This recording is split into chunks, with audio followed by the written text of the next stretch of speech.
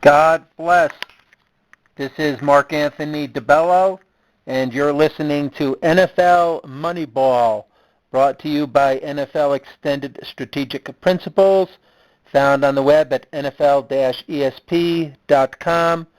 For more information on me and this program, you may go to my website, markanthonydebello.com, and click on the Sports tab.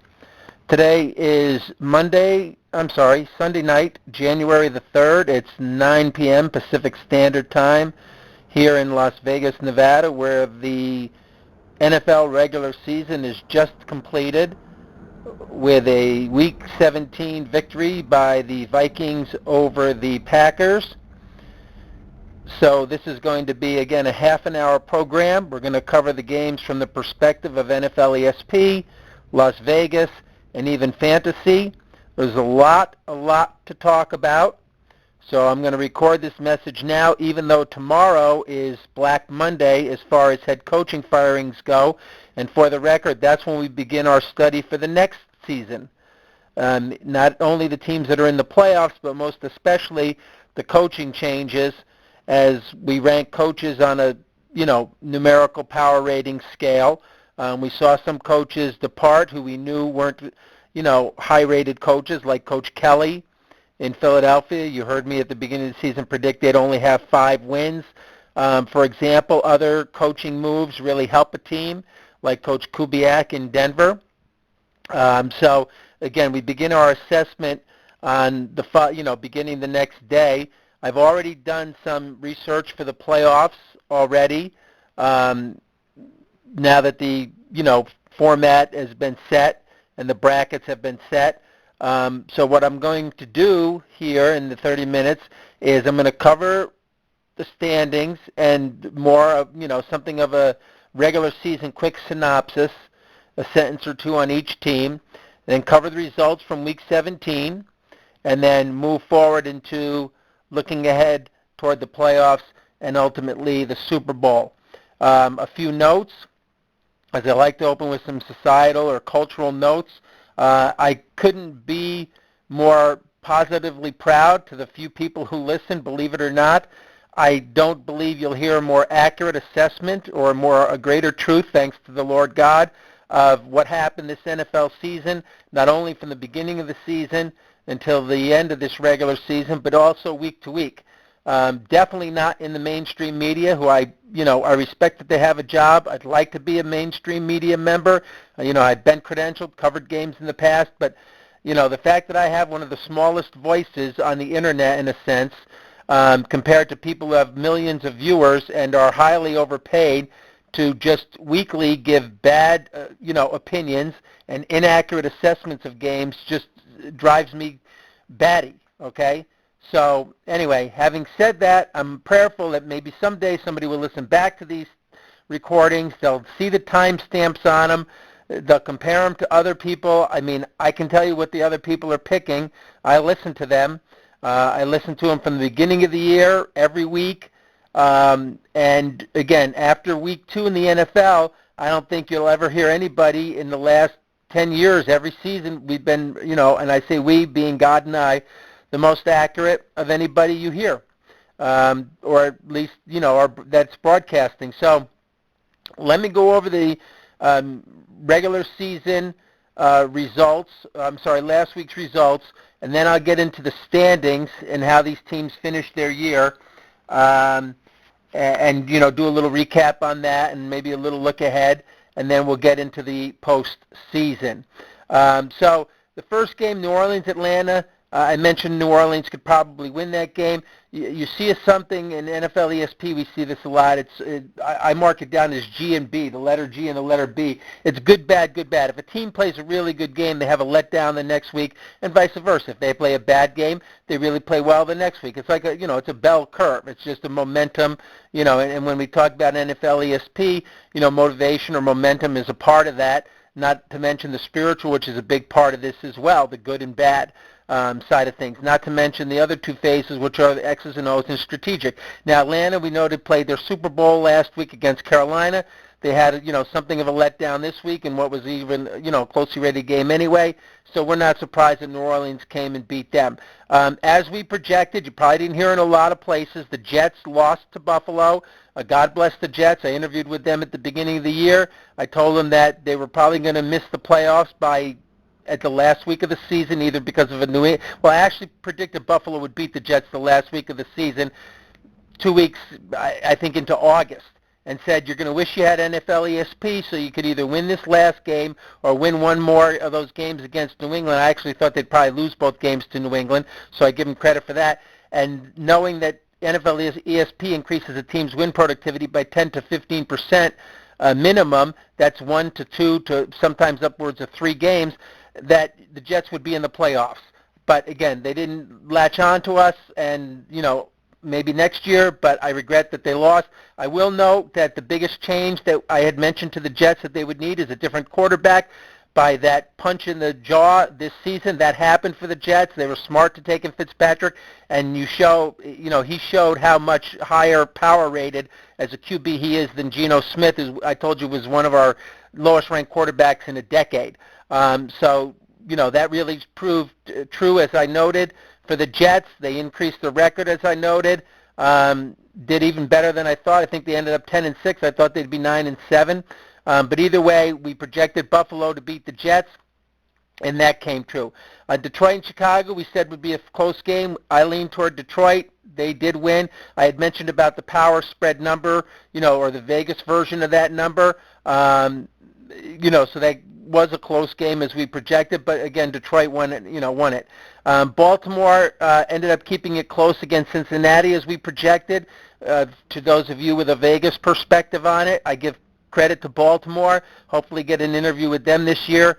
In 2016, working with me wouldn't have gotten them into the playoffs, but it definitely would have improved their record, and I can't begin to get into that. I want to keep a confidence, and I don't want to, share all the information here, for free. But having said that, we weren't surprised in Cincinnati ended up being Baltimore and keeping that close. Cleveland against Pittsburgh, I already noted how we projected Pittsburgh would defeat Cleveland when Johnny Manziel came out with a concussion, which again, some things happened, and I'll note on Monday or Tuesday that I didn't know, and it would have adjusted our thought processes, and it actually did. And I'm going to tell you a real strange or odd one you're not going to hear anywhere, but we projected it last year with the Jets when they beat the Dolphins and Rex Ryan got fired, and how that related to the Bills and Jets game this last week.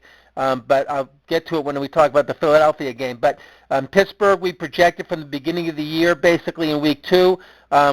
We had our wild cards as Kansas City and Pittsburgh. I definitely secured them the last 5 weeks in, despite the fact you heard other people talking about the Jets and other people talking about other teams.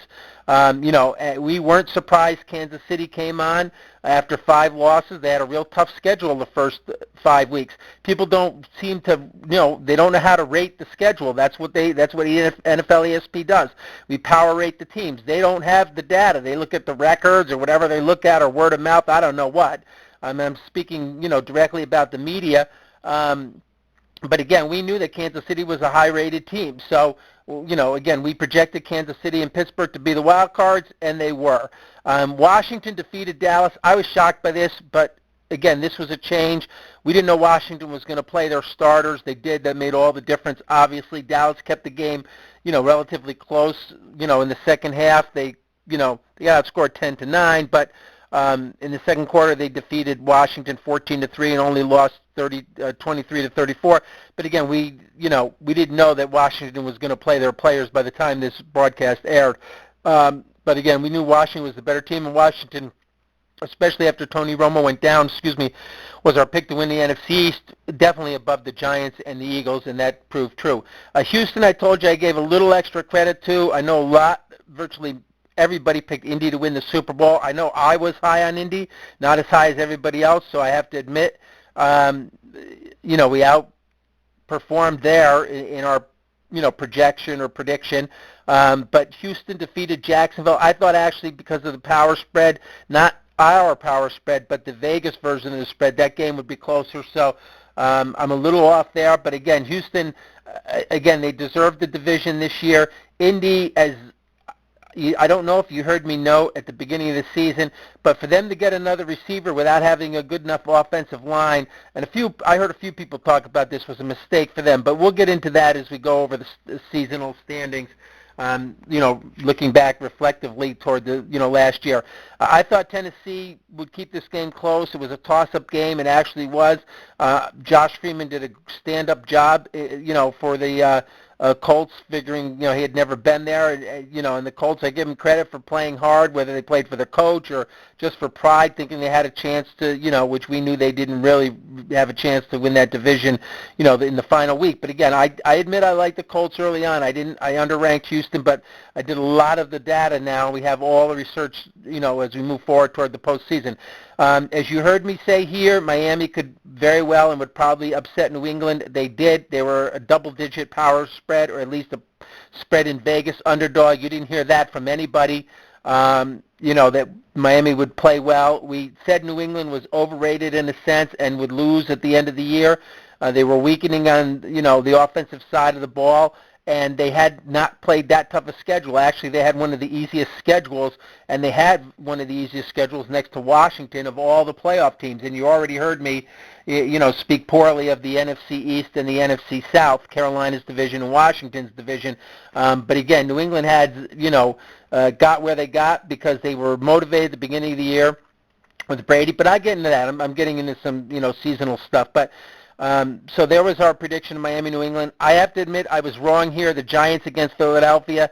Here was a huge change that happened. If listen closely. You won't hear this anywhere. If Coach Kelly had remained the coach into the final week of the season, the Giants would have thumped Philly. I believe you have to know. And I have a former associate who's sort of Chip Kelly's guru, is that Philly the players really didn't like playing for Chip Kelly near the end, especially when you're losing and he's overworking you and what he's trying to do isn't working and didn't work. And we projected that at the beginning of the year with Sam Bradford and a lot of the, running a fast offense. When you're not a good team, you want to slow the game down. You don't want to speed it up. And that proved, true. And I had mentioned that Philly's defense would break near the end of the year. They did. They gave up 30 now to the Giants. And again, I thought the Giants, if Kelly stayed there, would win, and I believe they would have. But when Kelly got fired, which was a good move, I think, by Mr. Lurie, the owner, that gave Philadelphia a lot of motivation, and that proved true for them by winning the first quarter 14-3. As far as the Giants go, Eli Manning, as I mentioned, I would get rid of him, just like I said, with their year or two left on Favre's tenure at the Packers, to get rid of him, and you would have ushered in the Aaron Rodgers era. They should get Ryan Nassib in there. I think he's going to do very well, and I think, again, Eli Manning is overpaid and overrated, and he, didn't play well, in this game, and even Coach Coughlin, who I totally respect, and I'll say this, the Giants can't really do much better than Coach Coughlin, but Coach Coughlin can do a lot better if he used NFL ESP. He had many opportunities to go for 2 points.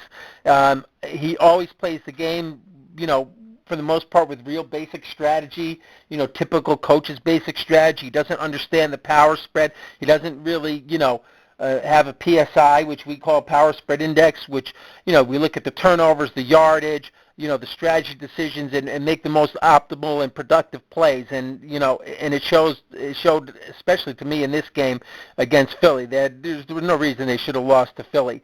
In the next game, Seattle, Arizona, and you heard me overall say, and to you listening from Las Vegas with that perspective, underdogs in the last 2 weeks, and you really saw that a lot. Arizona mailed it in with a bye week coming up. Seattle played really hard. I give them credit. This was a bounce-back game from being embarrassed the week before. These NFL players, I give them all the credit in the world. That's why they're professionals, and they're the best athletes on the planet. They play with a lot of positive pride. They do not like getting embarrassed, and they are extremely hard-working. Trust me, I was a collegiate athlete. I know. The reason I didn't succeed is because I didn't work hard enough, and I worked my ass off. Okay, but it wasn't because I didn't work hard enough. It was because I was distracted. These guys are not. This is 24/7 their life, football. I had other interests, and that's what cost me a career. But for these guys, this is all that they do. They eat, drink, and sleep football, and to their credit, that's why I mentioned when I call it, either G and B, good and bad, or bounce back, things like that. has happened. Arizona had a blowout the week before, now a letdown. Seattle, vice versa. They got blown out the week before, and now they come out and defeat Arizona. I was a little surprised by it, but in retrospect, again, not. I was definitely surprised. I'll be honest. I know I predicted Tampa Bay to beat Carolina.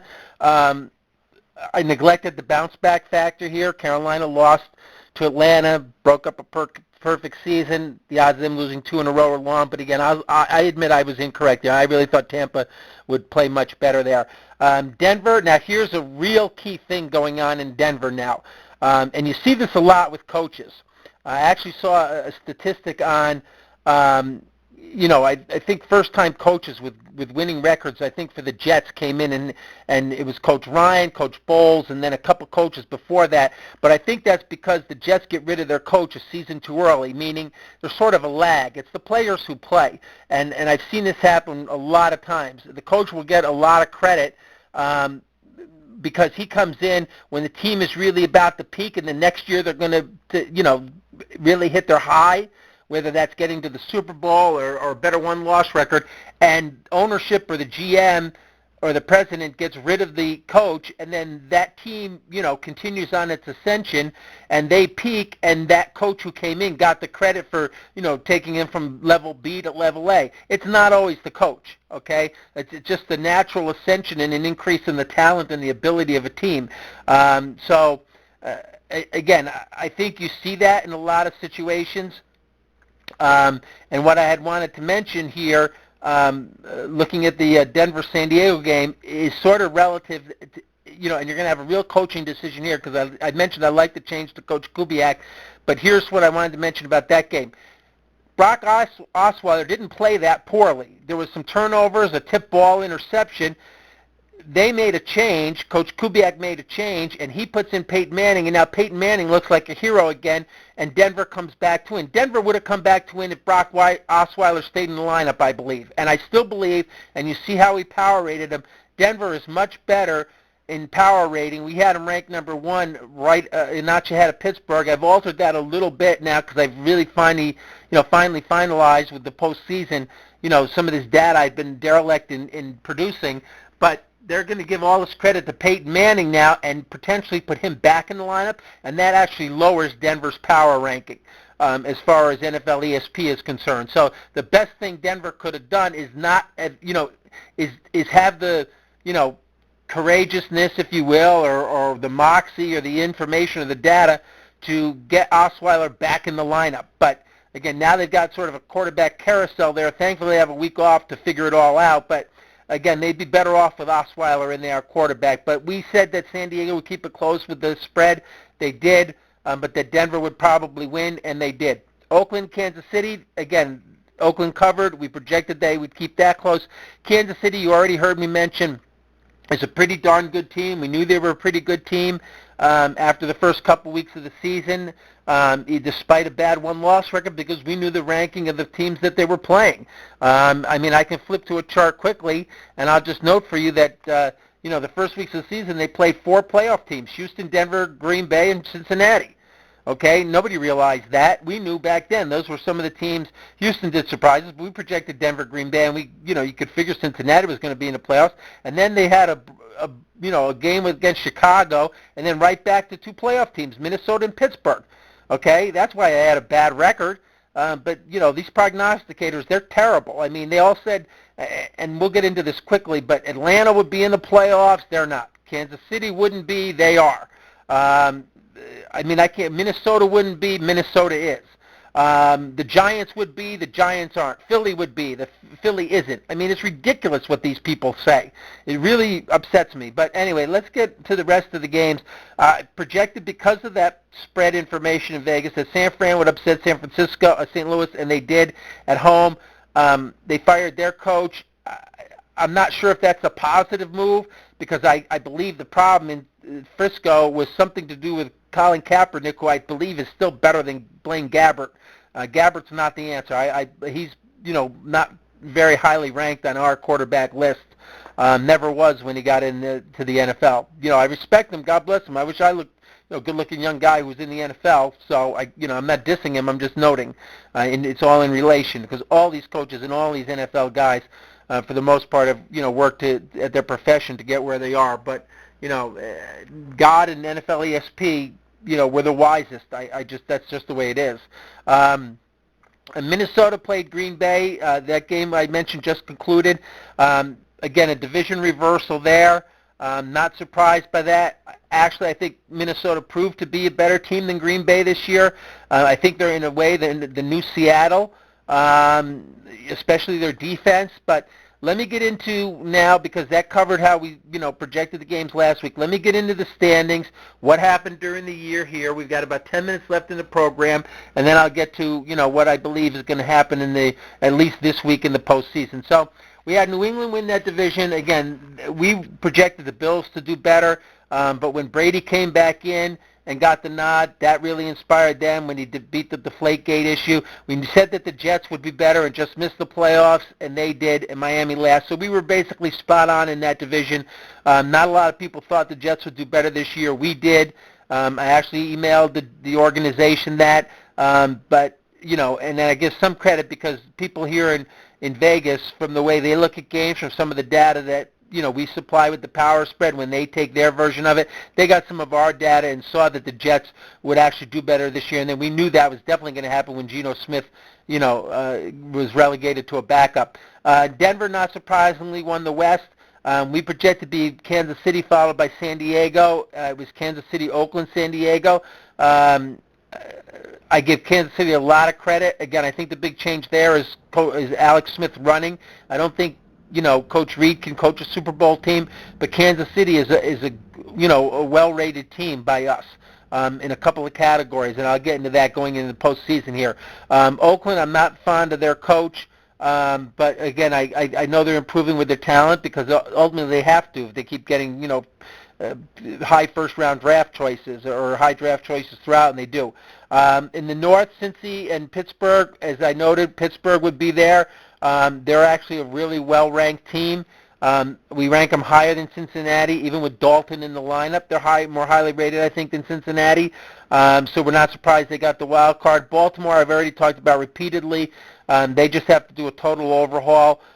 Cleveland did do an overhaul. They got rid of Coach Pettin and their GM. I think that's a great move. Now they want to get rid of Johnny Football. I don't blame them for that in a sense because they ruined his first 2 years of his career. But if I were a head coach in the NFL, and I said this about Carson Palmer, I said it about Aaron Rodgers, I said about the time to draft Cam Newton, I would build a franchise around Johnny Manziel. Obviously he's got to be clean and sober. That's the first thing, character and your personhood above anything. But if you do that and you let him get comfortable the way Coach Gruden coached Kirk Cousins and got rid of this RG3 controversy, and I'd always liked Kirk Cousins. I liked him when I reviewed him in the Gruden quarterback camp on ESPN, which I think is really a great program. I'm not surprised that Washington got it right with him finally. And when you're a quarterback, you need that kind of confidence, leadership, consistency, and that's what the Browns need there. Houston, we already talked about them, and they nipped Indianapolis for the title there. Marcus Mariota, I projected would be Rookie of the Year. I was wrong about that with Tennessee, I admit. But again, I think he's a great guy to build a franchise around. I think they need to make, they just have weak talent on Tennessee. They need to do something with the coaching and just keep him from getting hurt and let him use his wheels. Jacksonville did, relatively better than what they were last year, which was pathetic. But I don't have a lot of faith in Jacksonville and what's going on down there. I would love to work with them, but, have NFL ESP work with them, but, you can't get juice out of a rock, I guess they say. So in the East, I'm surprised. We projected the winner of the East would be 7-9, not 9-7. So I give Washington extra credit for that. The Eagles 7-9. We projected they would be 5 wins. Not surprised. Coach Kelly is out of there. I'd watch what happens to Sam Bradford this year. He's overrated. I'd also watch where Coach Kelly goes, and I would play against that team. Believing he's overrated. The Giants I mentioned, I don't think they can do better than Coach Coughlin. They just don't have the talent. They're in the weakest division, and they got a low-rated quarterback, believe it or not, and they're They just don't have a lot of overall talent on that team, and he's got to be more aggressive. He's got to understand he's the power spread underdog. This is Coach Coughlin I'm speaking, and not play a game so basic strategy oriented. The Cowboys had a real fall from grace. We had players who were called our MVPs. We call them like basically most valuable producer. Not your typical most valuable player like, everybody's going to vote for Cam Newton or, whatnot. But we had players like Tony Romo, who's an MVP to us, because I believe if Tony Romo is in the lineup for the Cowboys win that division. That's really a productive player. Another great example of that is Ryan Fitzpatrick, the aforementioned with the Jets. Him going in there almost got the Jets in the playoff. If it's Geno Smith, they win 5 games. Carson Palmer already spoke of him playing throughout this year. This season will get Arizona probably to the Super Bowl, our preseason Super Bowl pick in the NFC, whereby last year he got hurt, and that cost them. So, and he is up for MVP anyway, but, this is what we look at, most valuable producer. In the West, we said Arizona, we said Seattle. The Rams did better as we thought. They need to get a new quarterback there. I'd like to see the maturation of Case Keenum. I wasn't totally against him, but I was definitely not for Nick Foles because he's in that Bradford deal, and I knew they were both overrated in a sense. The Niners, basically right where people thought they would be. They've got to do an overhaul there, and I can break these down later as the season really concludes here. I only got about 4 minutes left, and I want to get to the predictions. The Vikings. We mentioned against the Packers, they would be there. Detroit stumbled, but they're actually a better power-rated team than their record. So, they had all those front office issues. They got to work on that. My friend Coach Tressman, Coach Fox did a good job, I guess, getting the Bears to 6-10 because last year they were a 5-win team. So, but they need some turnaround there. They don't have, they're lacking the talent. Carolina, as you heard me mention, overrated. Okay. They're still overrated at 15-1. Atlanta's overrated at 8-8. Saints 7-9. Tampa 6-10. I do give Jameis Winston some credit. He did get Tampa to get to 6 wins, and didn't destroy himself for that franchise. So I give him some credit for that. But again, that was the second weakest division in the NFL. So let me look at the playoffs going forward here real fast and give you some information in the final 3.5 minutes here. We're still looking at, in the NFC, you've got Pittsburgh against Cincinnati at Cincinnati. Cincinnati gets a lot of home field advantage, rightly so with McCarron in the lineup. Pittsburgh looks like it's going to be the favorite. Pittsburgh is definitely the better team. For most of our data, Pittsburgh looks better. Kansas City's playing Houston. This actually should be a pretty close game, although we rank Kansas City better. But I think a lot of people are now on to Kansas City. They actually had one of the best marks with holding teams under 20 points or under. They were 10-2 in those games. And the other really good team in that statistic was Minnesota at 11-1. Houston only played 4 playoff teams. They were on negative scale, most of us. So I think Kansas City should win that game. They're actually the better team. But you never know, again, with these officials. Houston not being in the playoffs in a while. Cincy, I told you, is a huge home field advantage team. They get a lot of egregious calls in their favor. But with McCarron in there, Pittsburgh should definitely beat them regardless. Here's your best play on the board. Washington has the lowest statistics. We didn't even have them in the top 8 power ranking, okay? And they're still not in the top 8. Or I don't even think I have them in the top 15, although they're in the playoffs. And that just goes to show you how power rating is different than, one-loss record. But Green Bay should thump Washington, even if the game is in Washington. They should be a double-digit winner there. And Seattle, Minnesota, great game. Actually, they're very much a carbon copy type of team. Strong running game. Shirley Wilson's better than Teddy Bridgewater, but I give Minnesota a lot of credit on their defense. And some of the data we had has Minnesota as 11-1 in 20-point games. To the positive for Seattle, Seattle was 9-0 in those games, but Seattle's played 7 playoff teams. And in one of our indexes is a plus 14, and Minnesota's played 6 games, and they're at a minus 31.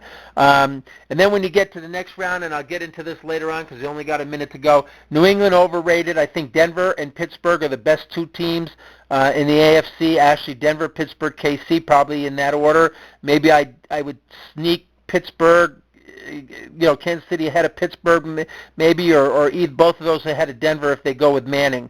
But then, Cincy, New England, and Houston are in the bottom tier. In the NFC, your top teams are Arizona, Green Bay, and then, tight between Seattle and Minnesota, not Carolina and Washington. That much I know. So we'll see how the format plays out, how the brackets play out. And I could tell you more. I just didn't do a lot of studying, but Seattle Mini should actually be a really good game. A lot of people are probably hot on on Seattle, but I would like Mini at home. They got a real good shot. It's too bad they don't have their own stadium and a lot more noise. Not playing in that college stadium. But anyway, listen. Blessed and honored to those of you who listened. I thank God for a productive regular season and being, again, highly accurate and highly truthful, and RPs, productive, predictive, and prophetic. Thank you for listening. This has been NFL Moneyball, brought to you by Mark Anthony. I'm your host, Mark Anthony DeBello, and brought to you by NFL-ESP.com. Thank you, and God bless you.